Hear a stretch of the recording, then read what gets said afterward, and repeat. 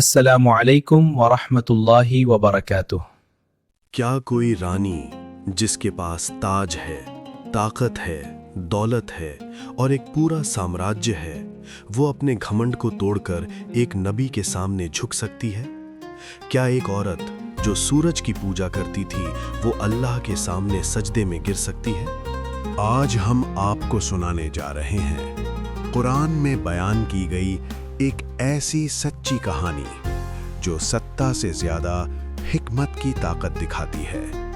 یہ کہانی ہے رانی بلقیس یعنی سبا کی رانی اور نبی سلیمان علیہ السلام کا واقعہ۔ اسلامی اتہاس میں کچھ گھٹنائیں صرف قصے نہیں ہوتی، وہ انسان کی سوچ بدل دیتی ہیں۔ رانی بلقیس کا واقعہ قرآن مجید کی سورہ النمل میں تفصیل سے بیان ہوا ہے، اور اس سلطنت کی حاکم تھیں رانی بلقیس۔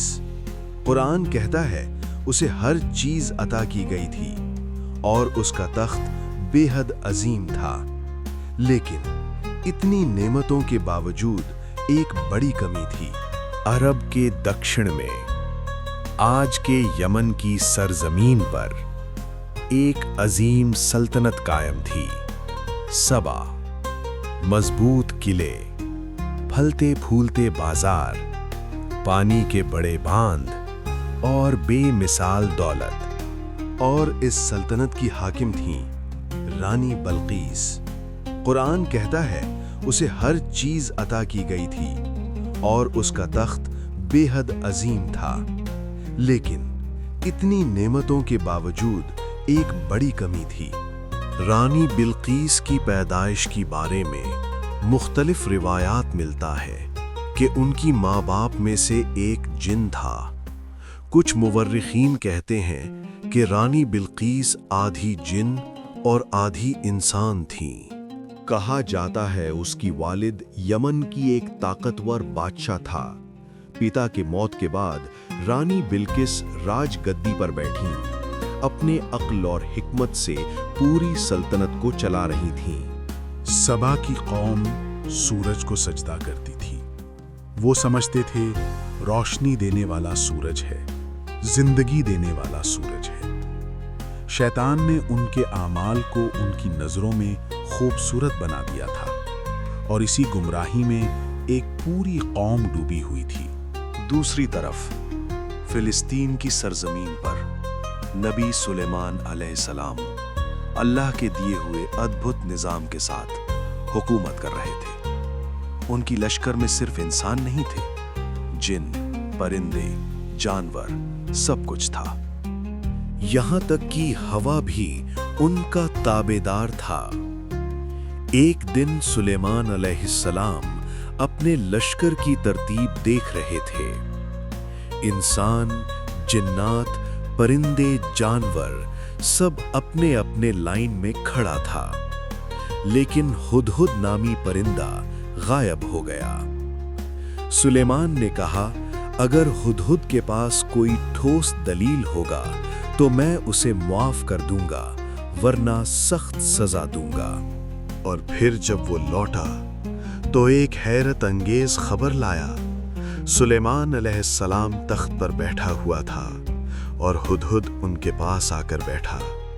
ہدہد بولا، میں نے سبا میں ایک عورت کو دیکھا جو ان پر حکومت کر رہی ہے۔ اس کا تخت بہت بڑا ہے اور سونا، چاندی، یاقوت، نگینوں سے جڑا ہوا تھا، لیکن میں نے دیکھا وہ اور اس کی قوم سورج کو سجدہ کرتی ہے، اللہ کو نہیں۔ یہ خبر سلیمان علیہ السلام کے لیے ایک دعوت تھی، ہدایت کی دعوت۔ پیغمبر سلیمان علیہ السلام نے رانی بلقیس یعنی رانی سبا کو ایک خط لکھا تھا۔ وہ انہیں اسلام قبول کرنے اور اللہ کی عبادت کرنے کی دعوت تھی، جس میں کہا گیا تھا کہ اللہ کے نام سے جو رحمان اور رحیم ہے، اپنی قوم پر ظلم کرنا چھوڑ دو اور میرے پاس آ کر اسلام قبول کرو۔ یہ خط ہدہد کے ذریعے رانی بلقیس تک پہنچا۔ خط پڑھ کر رانی بلقیس گھبرا نہیں گئی۔ اس نے اپنے درباریوں سے مشورہ کیا۔ اس نے کہا، मैं कभी किसी मामले में बिना सोचे फैसला नहीं करती। रानी बिल्कीस की कौम के सरदारों ने कहा, हमारे पास ताकत है, हम मुकाबला करेंगे। हमारे पास हाथियों की लश्कर है, हमारे फौजें ताकतवर हैं। अगर सुलेमान अलैहिस्सलाम जंग चाहते हैं तो हम तैयार हैं। हम कोई परिंदे की खत से डरने वाले कौम नहीं है। रानी खामोशी से सुनता रहा। रानी ने कहा, हाँ हमारे पास ताकत है, लेकिन याद रखो, जब बादशाह किसी शहर में चढ़ाई करते हैं तब उसको बर्बाद कर देते हैं। वो इज्जतदार लोगों को जलील करते हैं। ताकत से ज्यादा अकल की जरूरत है। बिल्किस जानती थी सीधा इनकार या सीधा जंग उसकी कौम को बर्बादी की ओर धकेल देगी। उसने ताकत से पहले अक्ल को चुना और फिर उसने एक तोहफा भेजा ताकि नबी सुलेमान की नीयत परखे। तोहफा लेकर एक काफिला सबा की महल से निकला। सबा की काफिला दिनों सफर करके सुलेमान अलैहिस्सलाम की महल तक पहुंचा। जब तोहफा लेकर सुलेमान अलैहिस्सलाम की महल में दाखिल हुए, तब ले जाने वाले सिपाही हक्का बक्का रह गया महल देखकर। इतना शान शौकत उन लोगों ने जिंदगी में नहीं देखा था।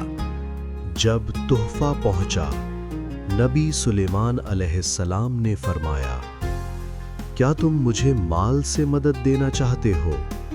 जो अल्लाह ने मुझे दिया है वो तुम्हारे माल से बेहतर है। सुलेमान अलैहिस्सलाम ने कहा, तुम तोहफा लेकर वापस जाओ और तुम्हारे रानी से कहो, अगर वो इताअत करके ना आई तो मैं ऐसा लश्कर लेकर आऊंगा जिसका मुकाबला वो नहीं कर पाएगी। सबा की लश्कर वापस लौट गई और रानी को सुलेमान अलैहिस्सलाम की फरमान सुना दिया। सुलेमान अलैहिस्सलाम की फरमान सुनकर रानी बिल्कीस समझ गई, ये कोई आम बादशाह नहीं। रानी बिल्किस ने फलस्तीन जाने की फैसला कर लिया और वो अपने लश्कर के साथ रवाना हो गई। सुलेमान अलैहिस्सलाम ने फरमान जारी किया कि सबा की रानी आने से पहले उसकी तख्त मेरे पास कौन ला सकता है। सुलेमान अलैहिस्सलाम की बात सुनकर एक शक्तिशाली जिन ने कहा, पलक झपकते ही मैं रानी बिल्कीस की तख्त ले आऊंगा। और अगले ही पल रानी बिल्कीस की तख्त सुलेमान के सामने आ गया। जब रानी पहुंची, उससे पूछा गया, क्या तुम्हारा तख्त ऐसा ही है? वो बोली, ऐसा ही लगता है। उसका यकीन डगमगाने लगा। रानी को एक शीशे के फर्श वाले महल में बुलाया गया। उसे लगा ये पानी है। वो अपने कपड़े समेटने लगी। तब बताया गया ये शीशा है।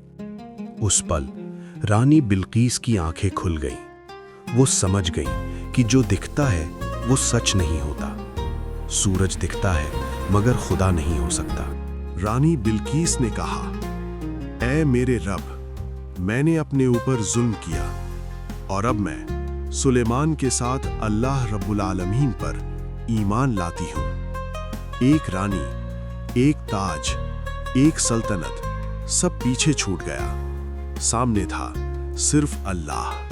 रानी बिल्कीस की कहानी हमें सिखाती है अक्ल, हिकमत और सच को पहचानने की हिम्मत इंसान को अल्लाह तक पहुंचा देती है।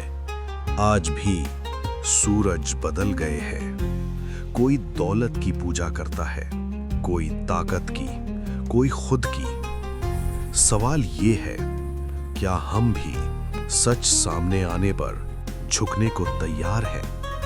क्योंकि असली इज्जत सजदे में है। अगर आपको इस वीडियो से फायदा मिला हो तो लाइक करें, कमेंट करें, दूसरों तक शेयर करें और चैनल को सब्सक्राइब करें। अल्लाह आपको इसका सवाब दे।